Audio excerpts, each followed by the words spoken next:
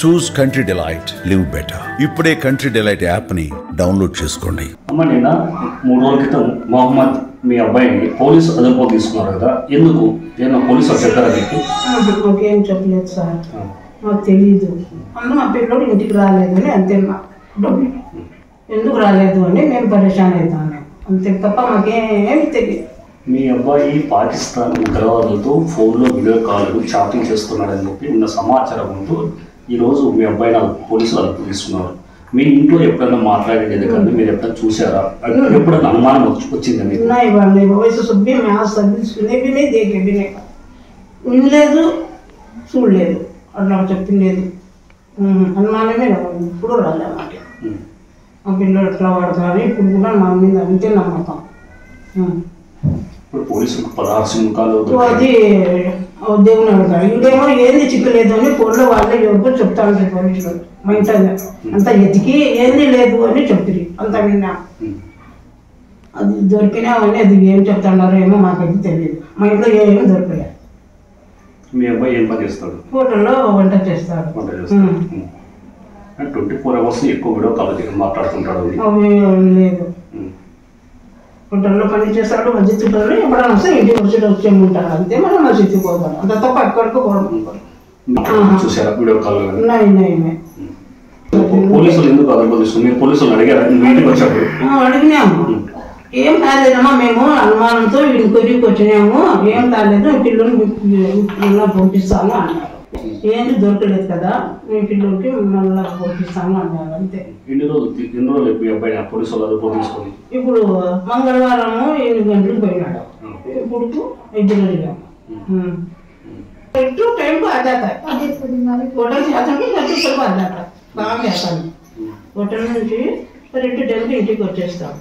కడుక్కోడు మా పిల్లలు, ఎక్కడికో కానిపో. హోటలు, మస్జిద్, ఇండ్లు అంతే మా పిల్లలకి తప్ప. బంధు ఎవరు లేరు. అబ్బాయి ఫ్రెండ్స్ కానీ ఎవరో మీ ఇంటికి ఎప్పుడైనా వస్తుంటారు?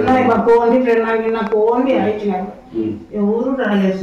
గతంలో ఇక్కడ మీ అబ్బాయి దేశానికి పోవడం ఇక అందుకే ఇప్పుడు మస్జిద్, ఇండ్లు, హోటల్ అంతే తప్ప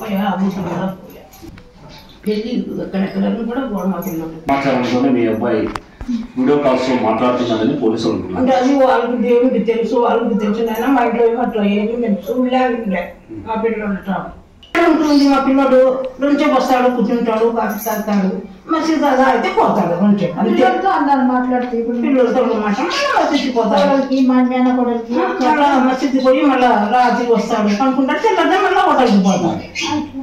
ఇప్పుడు ఈ రోజు మీ ఇంట్లో సోదా చేశారు కదా, ఏమన్నా పోలీసులకు ఏమన్నా దొరికింది? పోలీసులకు ఏమి దొరకలేదు. ఇంటికి వచ్చినాము ఏమి దొరకలేదు అని వాళ్ళే ఫోన్లో ఎవరికో చెప్తా అంటే మేము విన్నాము.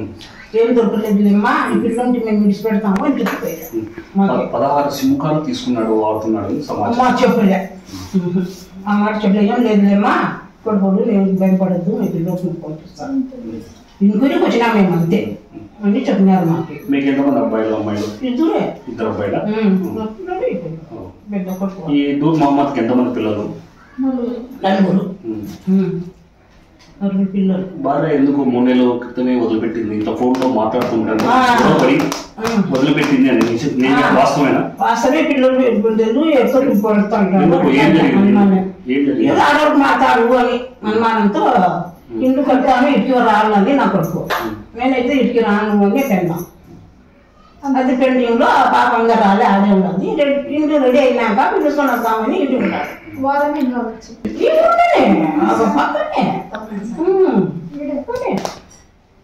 మీకైతే ఇంతవరకు ఎప్పుడు అనుమానం మీ అబ్బాయి? దేవుడు మాకు ఎప్పుడు మాకు కానీ ఎవరికి కానీ అనుమానం మా పిల్లల మీద అట్లా చేస్తారు. ఎవరికి కానీ వాళ్ళ ఫోన్ దగ్గరలో ఈ సమాచారం చెప్తారు. సమాచారం లేదు రాదు కదా పోలీసు. అదే దేవుని చేయాలి. మా ఇంట్లో అయితే ఏమీ దొరకలేదు సార్. వాళ్ళే చెప్పినారు, ఎందుకు లేదమ్మా మేము ఇంకురి వచ్చినాం అంతే అని వాళ్ళు మాకు చెప్పినారు. ఇంతమంది ఉన్నారు, ఎవరింటికి పోలేదు, మీ ఇంటికి వచ్చారంటే పక్క సమాచారంతో వచ్చింటారు. మాకు తెలీదు అంటే ఏం లేదో బయట మాకైతే ఇంట్లో తెలియదు సార్.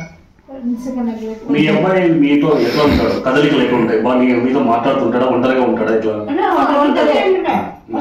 బయట కూర్చుంటాడు, బాగా చేస్తే తాగుతాడు, కొంచెం ముసలు చూసుకుంటాడు,